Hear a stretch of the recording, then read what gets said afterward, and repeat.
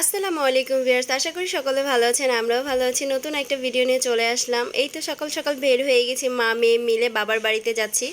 বাবার বাড়ি যাওয়ার কারণ হচ্ছে আজকে আমার ভাইয়ের জন্য শপিং করতে যাব, যেহেতু সামনে ভাইয়ের বিয়ে লাগতেছে, তাই শপিংয়ে যাব আজকে বাসা থেকে।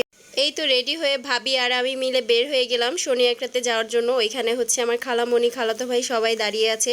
আর বের হতে না হতেই হচ্ছে ঝুম বৃষ্টি, বৃষ্টির জন্য রাস্তায় দাঁড়িয়ে দাঁড়িয়ে অপেক্ষা করছি অনেকক্ষণ যাবত, প্রায় ঘন্টাখানেক বৃষ্টি হলো।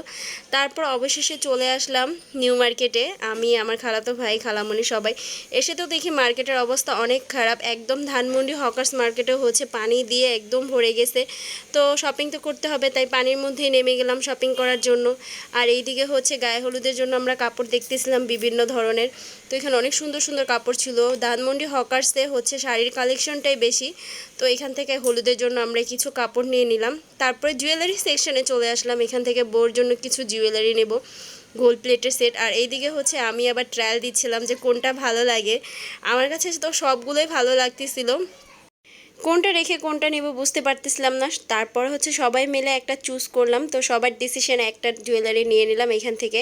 আর এইদিকে হচ্ছে এত এত জুয়েলারি কালেকশন দেখে তো আমার খুবই মাথাটা পুরাই ঘুরাইতেছিল। আর এইদিকে একটা জুয়েলারি আমার খুব পছন্দ হয়েছিল, বাট এটা নেওয়া হয়নি। তারপর হচ্ছে ওখান থেকে আমরা বের হয়ে গেলাম, বের হয়ে হচ্ছে চলে যাব ইসলামপুর। ওইখানে আমাদের আরও কিছু কেনাকাটা বাকি ছিল। আর নিউ মার্কেটে যেতে যেতে তো ক্ষুধা লেগে গেছিলো প্রচণ্ড পরিমাণ, তো আমরা আবার খাওয়া দাওয়াটা শেষ করে নিলাম। খাওয়া দাওয়া শেষ করে এখানে চলে আসলাম ইসলামপুরে। তো ইসলামপুরে এখানে হচ্ছে শাড়ি নেব, এখানকার শাড়িগুলো অনেক ভালো। তো অনেকগুলো শাড়ি দেখার পর একটা শাড়ি বোর জন্য আমরা চুজ করে ফেললাম সবাই মিলে। এখানকার শাড়ির কালেকশনগুলো অনেক ভালো ছিল। আর অবশেষে আমাদের শপিং করা শেষ হলো, প্রায় রাত্রে 9টা বাজে তখন। ভিডিওটা আজকে এই পর্যন্তই থাকলো। আল্লাহ হাফেজ, ভালো থাকবেন।